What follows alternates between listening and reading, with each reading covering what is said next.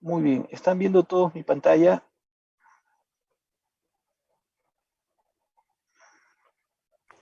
Sí, doctor, ahora se ve. Alumnos, ¿me escuchan? Sí, doctor, Sí. podemos Sí. verlo. Ok, bueno, vamos a revisar Recording in progress. Correcto, muy bien, empezado la grabación. Vamos a revisar algo de parte de anatomía cardíaca, específicamente las válvulas que contiene el corazón. Nosotros tenemos dos válvulas semilunares que son la válvula aórtica y la válvula mitral, las cuales las tres son tricúspides y también tenemos dos válvulas aurículos ventriculares que son la válvula mitral y la válvula tricúspide, ¿ok? La válvula mitral va a tener dos velos, el velo anterior y el velo posterior. Acá vemos las relaciones anatómicas, hacia adelante siempre va a estar el tronco de la arteria pulmonar, esa es la arteria pulmonar con sus tres valvas, ¿ok? Más posterior al tronco de la arteria pulmonar vamos a tener a la válvula aórtica, que también va a tener tres valvas. El velo coronariano izquierdo, ¿ok? El velo coronariano derecho y el velo no coronariano. El velo no coronariano siempre va a estar en colindancia principalmente con la válvula mitral.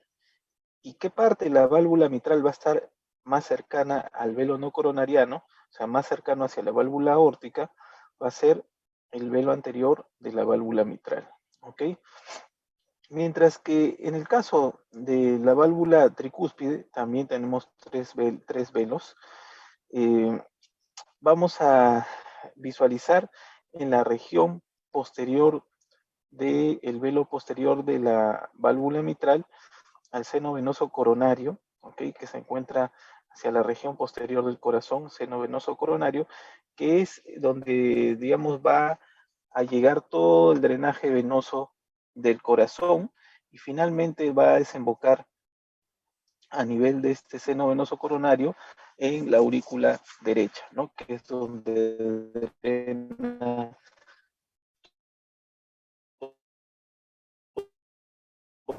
toda la sangre venosa de las dos venas cavas, la superior y la inferior, y también en el caso del seno venoso con la arteria circunfleja, que es la más bien de la arteria izquierda. ¿Okay? Y luego volviendo al primer punto, la válvula aórtica, como les dije, tiene tres velos, el velo coronariano derecho, el velo coronariano izquierdo, y hacia siempre con los que son el trígono fibroso derecho y el trígono fibroso izquierdo. Doctor, disculpe interrumpirlo. Le estamos escuchando entrecortado.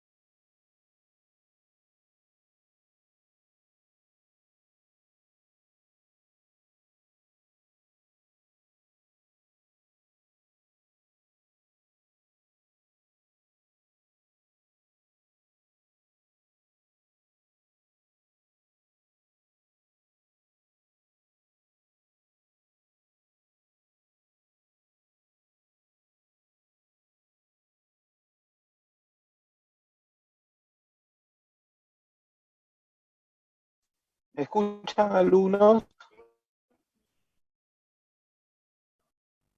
¿Alumnos, me escuchan?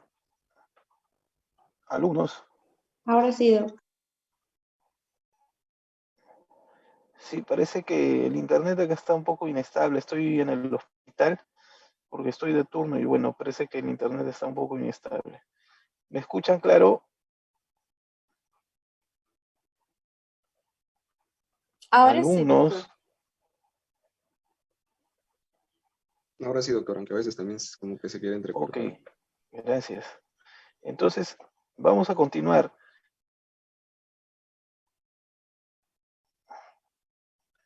Sí, pues. A ver, por favor, me interrumpen cualquier problema técnico, ¿ok? Ahí me escuchan bien, ¿no? Sí, doctor. Ok, entonces voy a compartir nuevamente mi pantalla.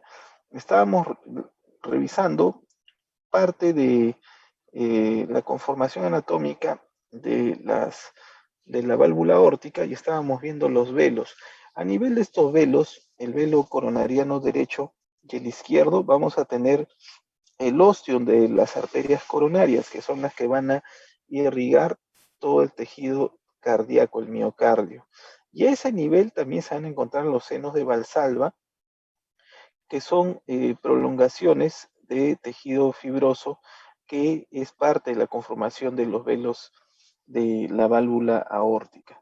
¿Ok? Vamos a avanzar. ¿Cuál es la clínica de la estenosis aórtica? Hablando específicamente de un problema de estenosis aórtica. La fisiopatología es la siguiente. Principalmente tres síntomas. Disnea, angina, o sea, dolor precordial a esfuerzos, angina, y síncope, desmayos súbitos. Esa es la triada de la estenosis aórtica. Vuelvo a repetir, disnea, angina o angor y síncope, ¿ok? Entonces, mientras más disminuye el área de la válvula aórtica, va a haber un mecanismo compensatorio para poder vencer esa resistencia al flujo de la sangre y por ese motivo va a haber una hipertrofia del ventrículo izquierdo, por lo cual va a disminuir también el riego a nivel sanguíneo, ¿no? En el subendocardio, lo que se va a manifestar en el dolor precordial. Le va a llegar poca sangre también a las arterias coronarias y por tanto va a haber una insuficiencia a nivel coronario y va a generarse la típica angina a esfuerzos o dolor precordial a esfuerzos. También vamos a tener síncope debido a que como disminuye la fuerza de la eyección de sangre hacia, por ejemplo, el cerebro, el paciente no le va a llegar la cantidad de sangre suficiente y por lo tanto va a tener hipotensión y síncope, desmayos súbitos. También esta hipertrofia va a generar un aumento de presión dentro del ventrículo izquierdo, lo que se va a traducir también en aumento de la presión a nivel de la aurícula izquierda y el capilar pulmonar. Por lo tanto, el paciente va a tener congestión también a nivel venocapilar pulmonar y eso se va a traducir en la disnea, la dificultad respiratoria, en los casos ya más avanzados de estenosis aórtica. La radiografía de tórax se va a caracterizar principalmente por la presencia en algunos casos de calcificación severa, ¿no? ¿Cuál es la etiología más frecuente en valvulopatía aórtica? La degenerativa. ¿Cuál es la etiología más frecuente en valvulopatía mitral? La reumática, ¿ok?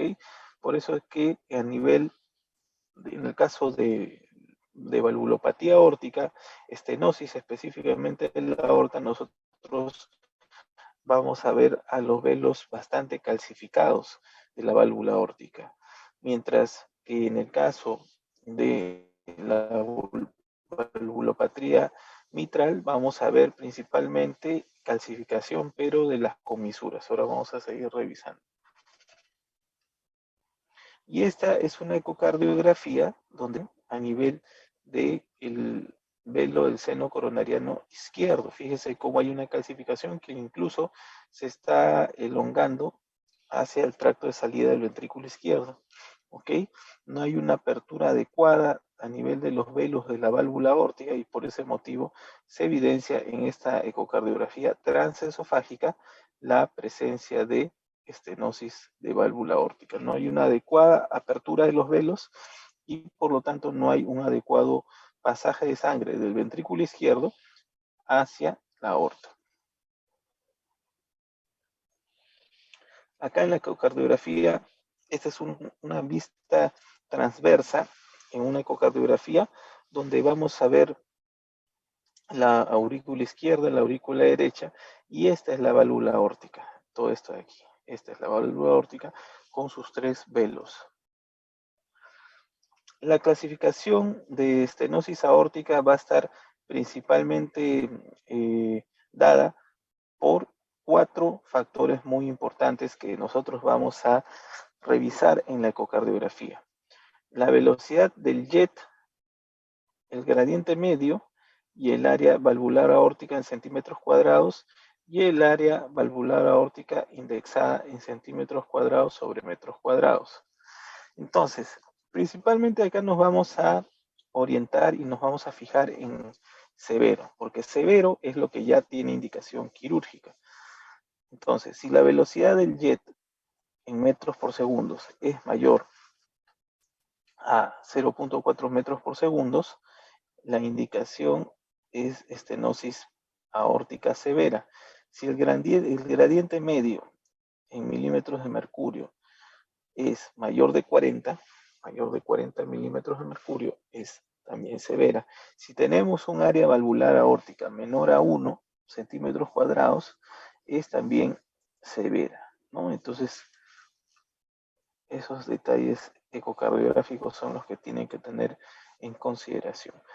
Las indicaciones principalmente en pacientes clase 1 y clase 2. Clase 1 van a ser pacientes con estenosis aórtica severa sintomática. ¿Cuál es la triada de la estenosis aórtica severa? A ver quién me dice cuál es la triada.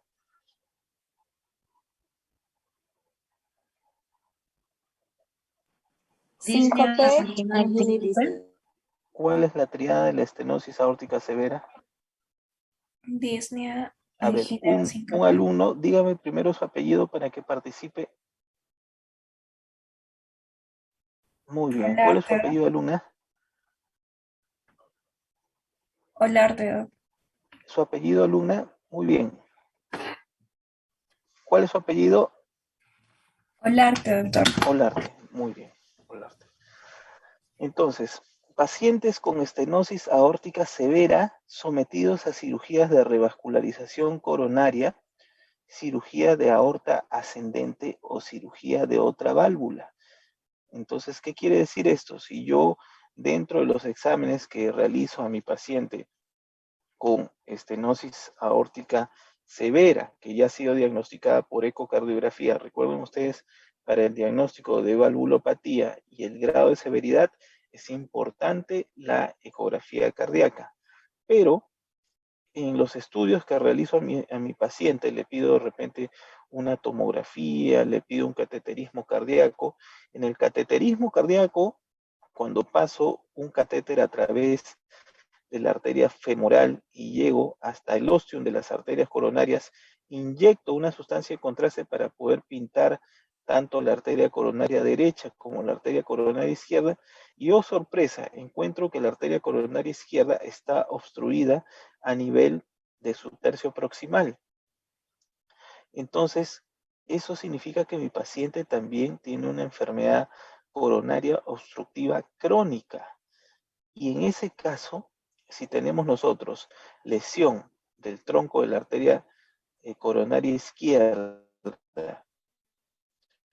que es el tronco principal, de más de 70%, ya tiene indicación de revascularización coronaria, ¿ok? Y si yo tengo, por ejemplo, lesión de 3 vasos de circunfleja, descendente anterior, coronaria derecha, eso significa también que mi paciente tiene indicación quirúrgica de revascularización miocárdica.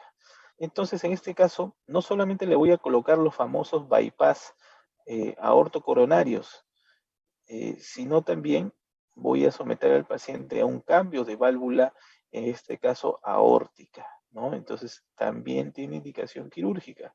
Si yo tengo una cirugía de aorta ascendente, por ejemplo, tengo un aneurisma de la aorta ascendente, está dilatada la aorta ascendente, y tengo también una valvulopatía aórtica, ya sea de tipo estenótica, insuficiencia, tengo que reemplazar la aorta ascendente y también tengo que reemplazar la válvula aórtica. Entonces, ¿cómo se llama esa cirugía? Yo les mencioné, me parece, la semana pasada, cómo se llama la cirugía que consistía en el reemplazo de la aorta ascendente y también el reemplazo de la válvula aórtica. Le colocábamos un tubo valvado es porque el tubito es un tubito de Dacron sintético que va a reemplazar la aorta ascendente cuando está aneurismática, pero que tiene a nivel de la base de este tubito una válvula aórtica implantada, cuando por ejemplo la raíz de la aorta está dilatada por un problema de insuficiencia, ¿no? Tenemos que reemplazar la válvula aórtica y a eso se le llama colocación de tubo valvado o tubo valvulado, así se llama. ¿Y cómo se llama esa cirugía? Que se las mencioné la semana pasada. Yo me acuerdo. A ver, ¿quién me dice? Cirugía de Ventral. Muy bien. ¿Cuál es su apellido, alumna? Grados. Grados. Muy bien. Muy bien. Es la cirugía de Ventral, ¿ok? Ahí nosotros hacemos reemplazo de la válvula aórtica, de la aorta ascendente y reimplantación de las arterias coronarias. Se reimplantan las arterias coronarias, los ostios de las arterias coronarias. Muy bien. Y cuando tenemos también cirugía de otra válvula, por ejemplo, si tengo también un problema de estenosis valvular mitral, entonces voy a hacer doble reemplazo valvular, ¿no? Reemplazo de válvula aórtica y reemplazo de válvula mitral, ¿ok? Pacientes asintomáticos con estenosis aórtica severa, disfunción sistólica. ¿Qué quiere decir esto? Que mi fracción de eyección va a estar baja, va a ser inferior a 50%. ¿Cuánto es la fracción de eyección normal? Es 60%. Si yo tengo ya una fracción de eyección menor a 50%, eso indica que hay una disfunción sistólica. ¿Ok? Pacientes asintomáticos con estenosis aórtica severa y prueba de esfuerzo anormal por síntomas al esfuerzo. Al paciente se le hace una ergometría, una prueba de esfuerzo, lo ponen en la trotadora, en la caminadora, y al kilómetro empieza a sentir un dolor de pecho. Entonces es una prueba de esfuerzo positiva, ¿no? Prueba de esfuerzo positiva, ergometría positiva. Entonces ya sabemos en este caso, que todavía el paciente no presenta de repente disnea, no presenta angina, no presenta síncopes, digamos, en reposo o al hacer actividades que no demanden mucho esfuerzo, ¿no? Pero sin embargo, ya ecocardiográficamente se ha hecho el diagnóstico de estenosis aórtica severa y en los exámenes que se le han hecho también se ha evidenciado en la ecocardiografía que tiene una fracción de eyección menor al 50%. Ok. Muy bien, yo creo que eso es lo más importante. Vamos a avanzar esto. Entonces, para poder nosotros visualizar la válvula aórtica con sus velos, velo coronariano derecho, coronariano izquierdo y su velo no coronariano, tenemos que hacer una aortotomía a nivel de la raíz de la aorta. Pero antes de hacer esta sección de la arteria aorta, primero tenemos que someter al paciente a circulación extracorpórea. ¿Qué es la circulación extracorpórea? Es derivar toda la sangre venosa, ¿ok? Toda la sangre venosa y parte también de sangre arterial a una máquina que se llama máquina corazón-pulmón. Entonces, se va a evacuar toda la sangre que llega por las venas cavas, la vena cava superior, la vena cava inferior, a través de unas tubuladuras, que son estas de aquí, que ustedes están viendo acá, ¿no? Y a través de estas tubuladuras se va a evacuar toda la sangre venosa que llega por las venas cavas, y esta sangre venosa que no tiene oxígeno va a ser oxigenada en esta máquina de circulación extracorpórea. Después de haber sido oxigenada va a ser hemofiltrada y posteriormente va a ser nuevamente devuelta a la circulación sistémica, en este caso a nivel de prácticamente ya de callado aórtico, ¿no? Para que pueda mantener la irrigación, el flujo sanguíneo a nivel cerebral, a nivel de extremidades superiores, inferiores y órganos viscerales. ¿Ok? Entonces, se hace un clampaje de la aorta entre la aorta ascendente y el callado aórtico, justamente para evitar que esta región que va a ser trabajada, porque se va a hacer la ortotomía a nivel de la raíz de la aorta, se llene de sangre. Imagínense que no se hiciera esto, pues la sangre prácticamente nos ganaría, llegaría incluso hasta el techo al abrir la aorta. Tenemos que tener el campo seco, el campo limpio, para nosotros poder evidenciar lo que ustedes están viendo en esta imagen. Una vez que se drena, se evacúa toda la sangre venosa, prácticamente el corazón va a estar vacuo, ¿no? Y también se va a detener tanto el trabajo cardíaco como el trabajo del pulmón, ¿no? Acá, por ejemplo, estamos viendo la válvula aórtica con su velo coronariano derecho completamente calcificado a nivel del velo, también a nivel del velo no coronariano y parte del velo coronariano izquierdo, ¿no? Fíjense, todo esto que ven encima como si fueran granulaciones es calcio, son placas de calcio, ¿no? Que están fijadas al velo coronariano, en este caso derecho. Y después de haber retirado estos velos calcificados, nosotros vamos a hacer la implantación de una válvula, que puede ser una válvula mecánica, protésica mecánica, Virisco, ¿no? Como son estas válvulas que están viendo en las imágenes, o válvulas protésicas biológicas, que son válvulas de pericardio porcino, pericardio bovino, ¿ok? Entonces, yo tengo estos dos tipos de válvulas mecánicas y válvulas biológicas. Las válvulas mecánicas duran en promedio entre 15 a 20 años, ¿ok? Las válvulas biológicas duran en promedio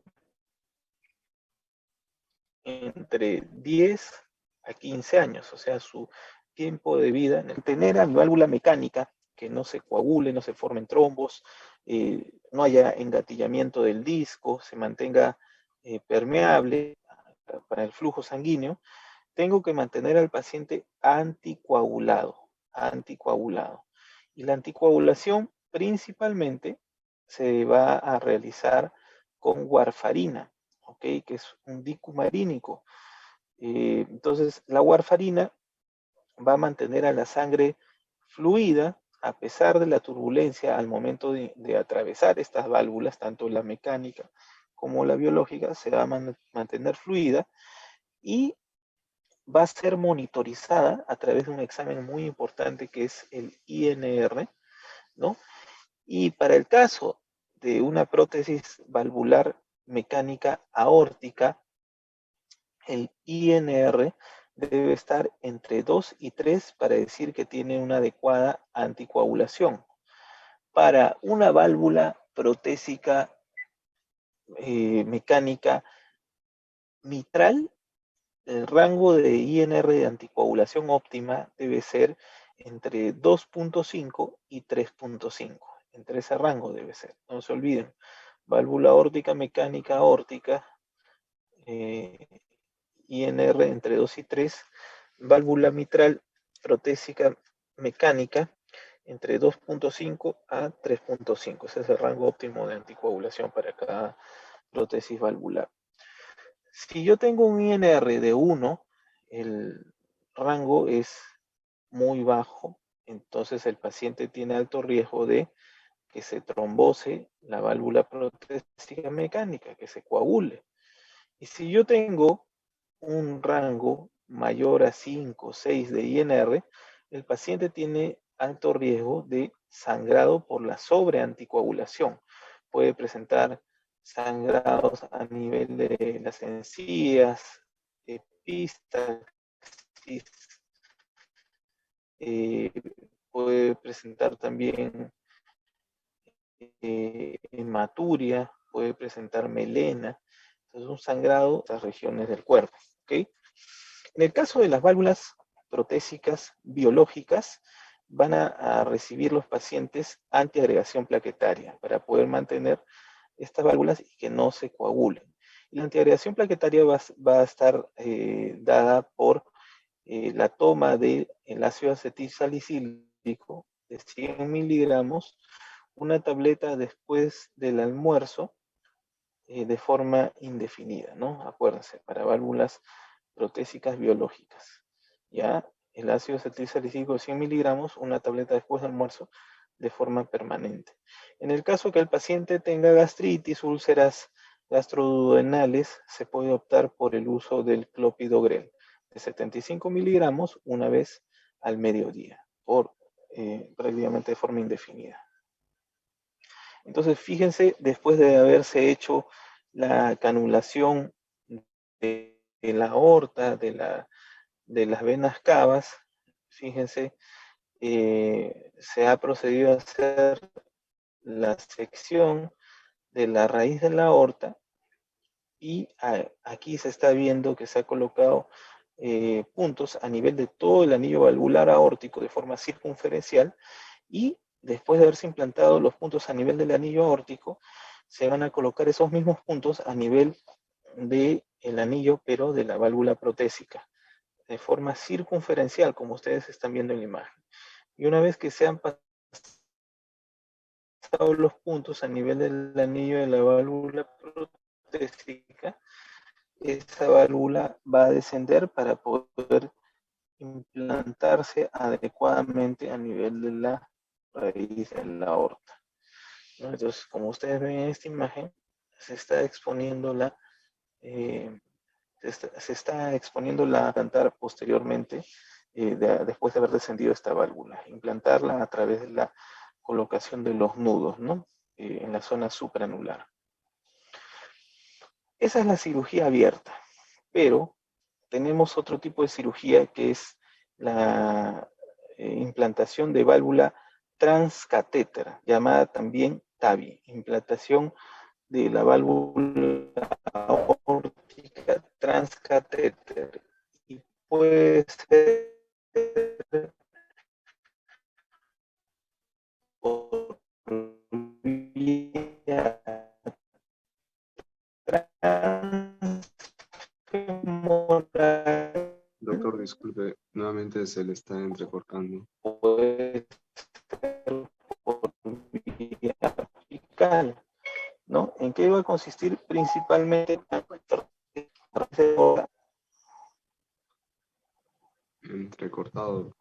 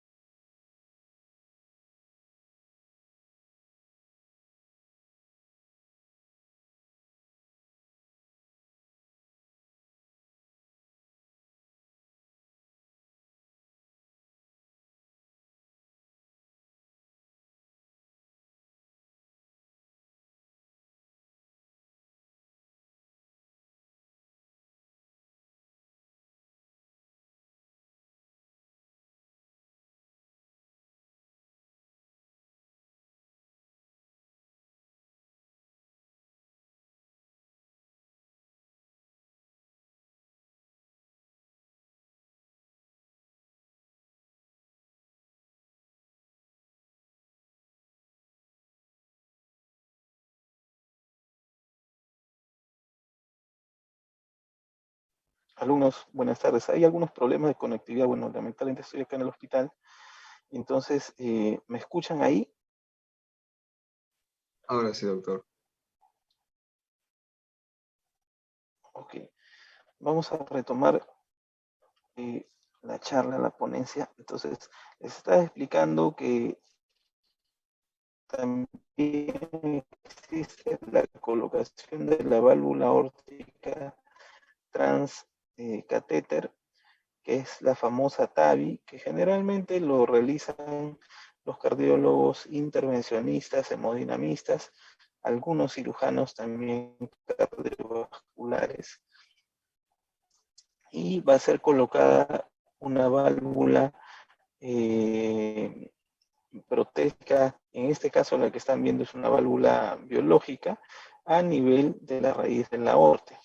Y puede también colocarse por vía transfemoral, desde el ingreso a través de la arteria femoral, ascendiendo a través de la aorta torácica descendente, el cariado aórtico y la aorta ascendente, a nivel de la raíz de la aorta. El otro tipo de cirugía es la colocación también de una válvula protésica y seca en la región anterior del tórax, el ápex del corazón, el ápice, la región apical del corazón, y a través de esta zona se va a ingresar este catéter grueso que contiene a la válvula aórtica protésica, y directamente por vía transapical se va a liberar esta válvula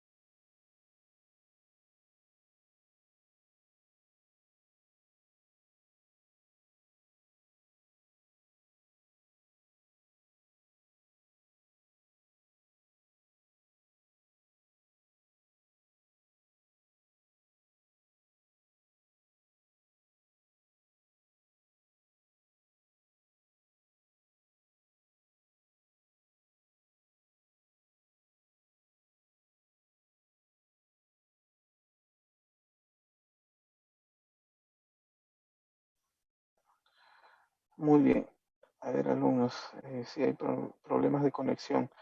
Si sucede una vez más, vamos a tener que reprogramar la charla para otro día, porque estamos constantemente interrumpiéndola y tampoco eso no es lo adecuado.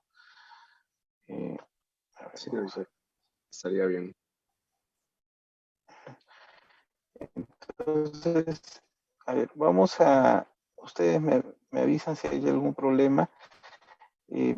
Quedamos en que existe la implantación también de la válvula aórtica por vía transapí y la implantación de la válvula aórtica por vía transfemoral, ¿no? A través de la colocación de un catéter por vía femoral que va a ascender por la aorta abdominal, la aorta torácica descendente, callado aórtico, va a llegar a la aorta ascendente y finalmente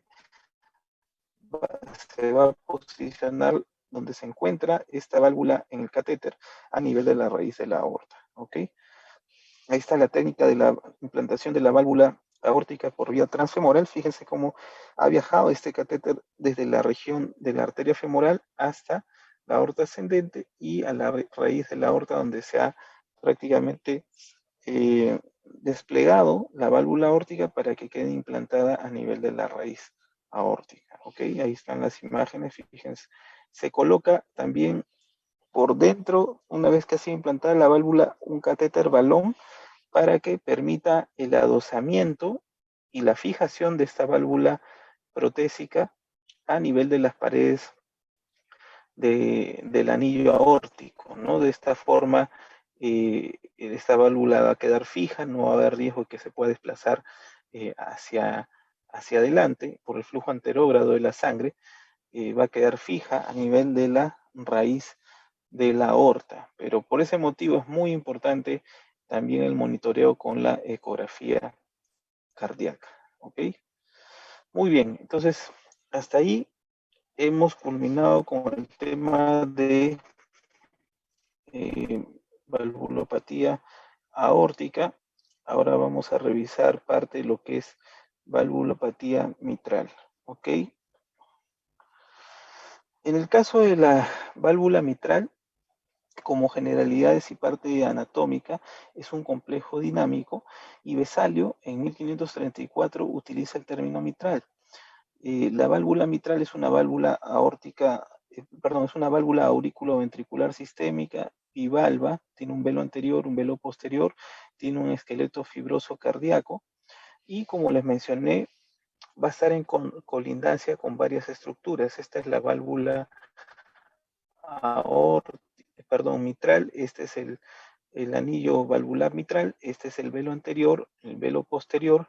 Fíjense las comisuras, que son las zonas donde se unen estos dos velos, comisura anterolateral y comisura posteromediales. Acá hay un error, no es posterolateral, es posteromedial.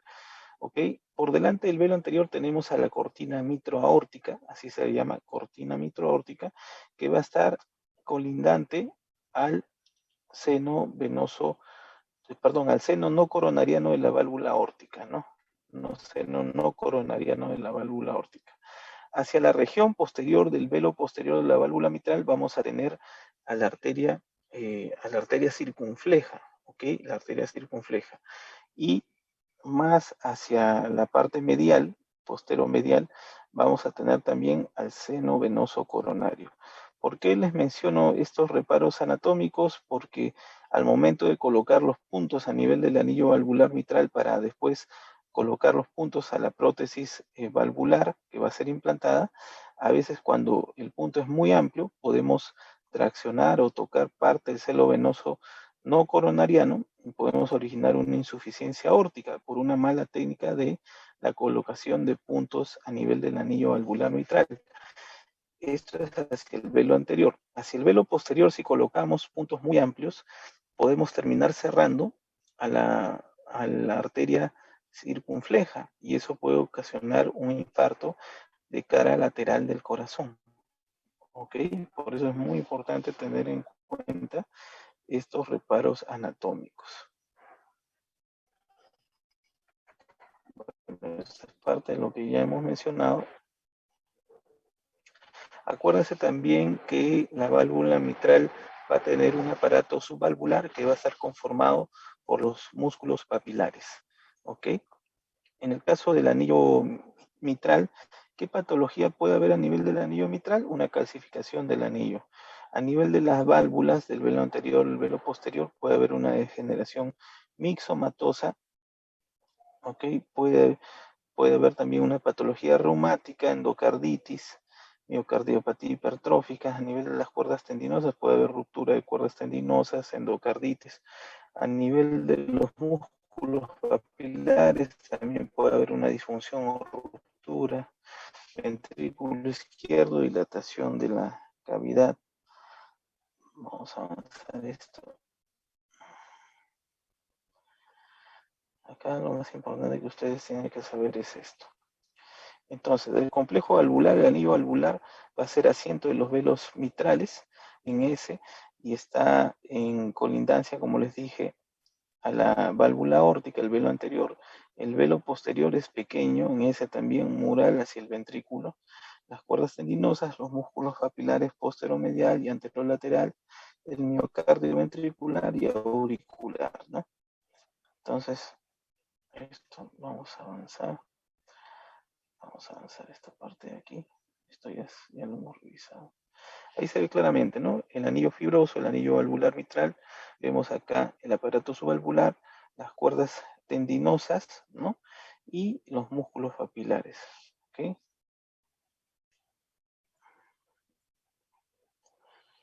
Vamos a avanzar esto. Ya. Bueno, las cuerdas tendinosas son extensiones fibrosas del endocardio, unen a los músculos papilares o pared posterolateral ventrículo con los velos, velo anterior, velo posterior, de 4 a 22 cuerdas de origen. Los músculos papilares o primera generación se ramifican hasta en 5 ocasiones, por lo que alcanzan el velo de 12 a 80, de segunda y tercera generación. Cada velo recibe cuerdas de ambos músculos papilares, no poseen cuerdas tendinosas unidas al septo. ¿Ok? Vamos a pasar esta parte.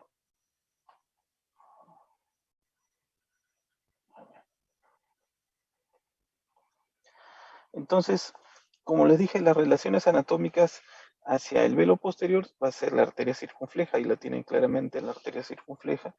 Hacia el velo anterior, el velo no coronariano de la válvula aórtica. Acá en esta diapositiva se ve claramente, ¿no? Perdón.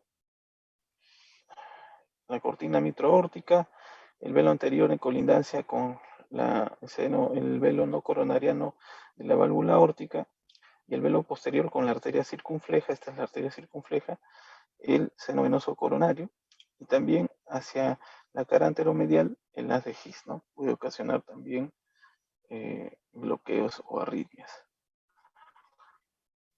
Entonces, la estenosis mitral es de etiología exclusivamente reumática, se caracteriza principalmente por el engrosamiento de los velos más calcificación, muy característico la fusión de comisuras y acortamiento de las cuerdas tendinosas. Entonces, esta estenosis mitral va a generar una sobrecarga a nivel de la aurícula izquierda, sobrecarga de sangre con dilatación e hipertrofia, también hipertensión auricular izquierda. Esta hipertensión auricular izquierda, esta dilatación de la aurícula izquierda, una arritmia bastante frecuente en estenosis mitral severa. Esta sobrecarga a su vez también va a disminuir el gasto cardíaco. Va a haber una repercusión de forma retrógrada debido a la congestión de la sangre a nivel de venas y arterias capilares. Van a estar hipertensas, va a haber una congestión a nivel venocapilar pulmonar, ¿no? El paciente puede tener una hipertensión pulmonar leve, moderada, severa, ¿no? Y esto es debido pues a la estenosis mitral. paciente puede presentar asma cardíaca, hemoptisis, congestión bronquial. Entonces, todo esto debido a este problema de estenosis mitral. Se pueden formar también trombos intraauriculares. Mientras más pequeño es un coágulo que se forme a nivel Doctor, nuevamente se está entrecortando absolutamente todo, no se le entiende nada.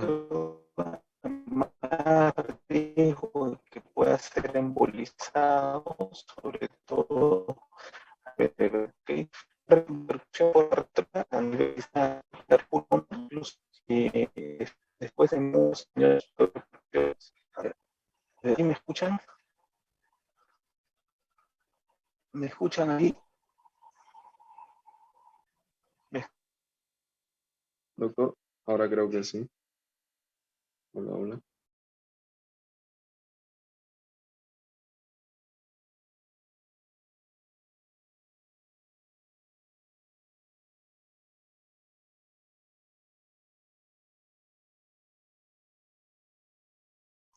¿Me escuchan, alumnos? Alumnos, ¿me escuchan? Doctor, hola, te escuchamos, pero se entrecorta mucho. Ya, ya. Bueno, ¿prefieren que dejemos pendiente esta parte de válvula mitral para poder de repente retomarlo en la noche que de repente puedo llegar a casa?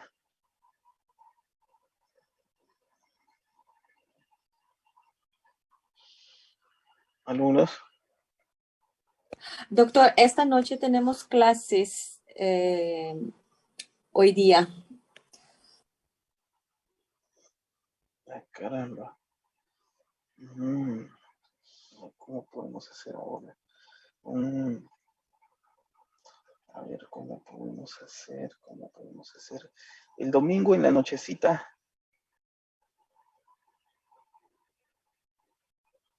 Domingo en la noche está bien. ¿O me escuchan en este momento? Ahora sí, doctor, ahora se escucha bien. Ya, a Ahora ver, sí, cualquier perfecto. falla, por favor me interrumpen. Entonces, va a haber una repercusión debido a esta sobrecarga de sangre a nivel pulmonar, este aumento de las presiones a nivel del Doctor, ventrículo. no está Sí, proyectando, ¿no? Pantalla, sí. a No ver, está proyectando. Creo que cuando proyecta es que se pone más lento el internet. ¿Por qué no nos pasa la diapo y tal vez la podemos proyectar a nosotros y usted solo habla?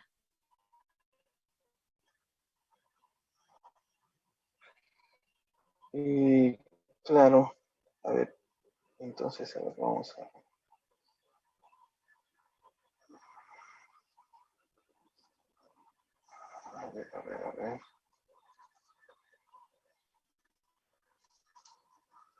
A ver, ahí les estoy pasando la diapo, ahí la pueden ver.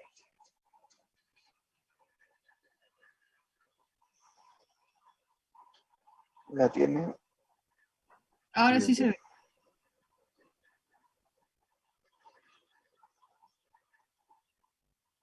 ve. Ya, muy bien. Entonces, va a haber una repercusión tanto a nivel de el ventrículo derecho, esta hipertrofia va a generar posteriormente la dilatación, va a generar una dilatación del anillo tricuspidio. Esta dilatación del anillo tricuspidio va a generar una insuficiencia tricuspidia. Va a haber aumento de presión venosa central, va a haber sobrecarga de congestión a nivel hepático, va a haber hepatomegalia. Y cuando hay una falla cardíaca global, tanto a nivel de cámaras cardíacas izquierdas como derecha, el paciente incluso puede presentar edema a nivel de miembros inferiores. Eh, va a haber un aumento de la gradiente de presión transmitral, dilatación de la aurícula izquierda, formación de trombos, mientras más pequeño es un coágulo, como les mencioné, más riesgo de embolia cerebral. A nivel pulmonar, debido a esta hipertensión pulmonar, puede haber hemorragia pulmonar masiva por, por bajo flujo a nivel de ventrículo izquierdo. El paciente puede presentar bajo gasto también. ¿Cuáles son las indicaciones quirúrgicas en el caso del paciente con estenosis mitral?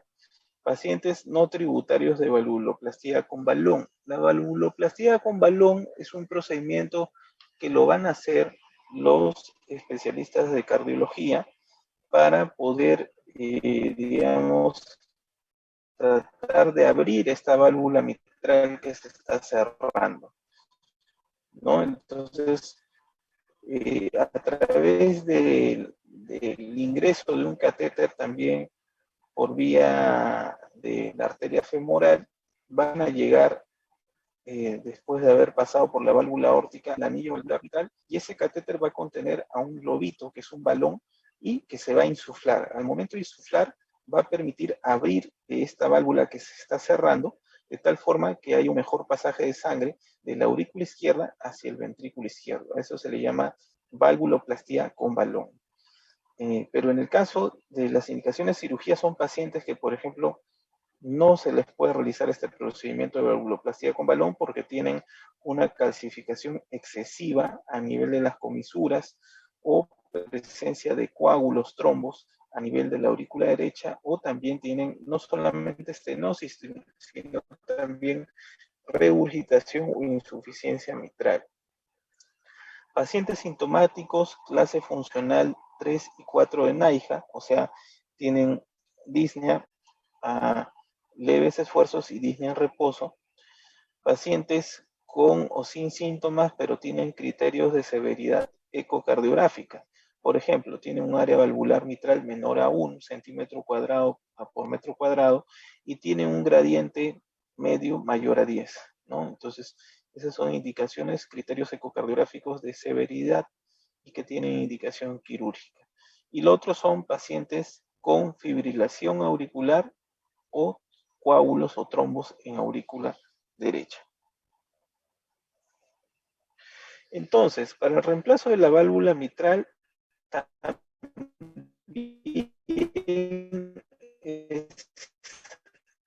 es similar a la válvula. Doctor, nuevamente. La válvula aórtica. El paciente Doctor, tiene que ser sometido a circulación extracorpórea. Yo voy a realizar la colocación de unas cándulas a nivel de las escamas. Sí, a ver, ahí me escuchan. Sí, ¿me doctor, escuchan ahí? Hola, ¿me escuchan? doctor, creo que al momento de proyectar, Hola, internet disminuye la hola. calidad. Si usted gusta, me envía la diapositiva y yo lo proyecto en mi computadora y usted va explicando. Si es que a usted le parece bien, claro. Porque creo que le falta pocas diapositivas.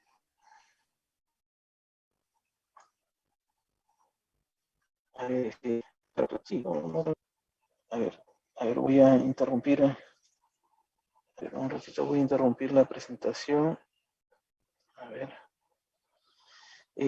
¿cómo te lo puedo pasar? Por WhatsApp, doctor, envíemelo, yo lo descargo, lo proyecto en el Zoom y mientras usted explica, porque creo que le baja bastante el internet la presentación. Sí.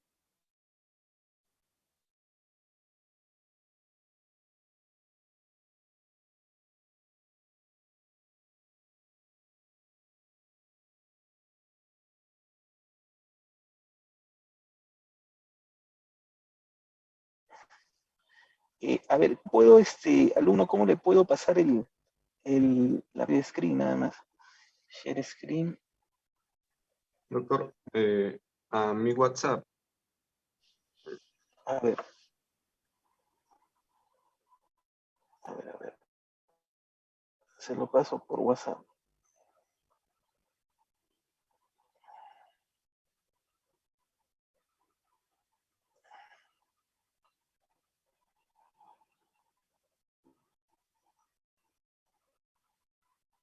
Ya.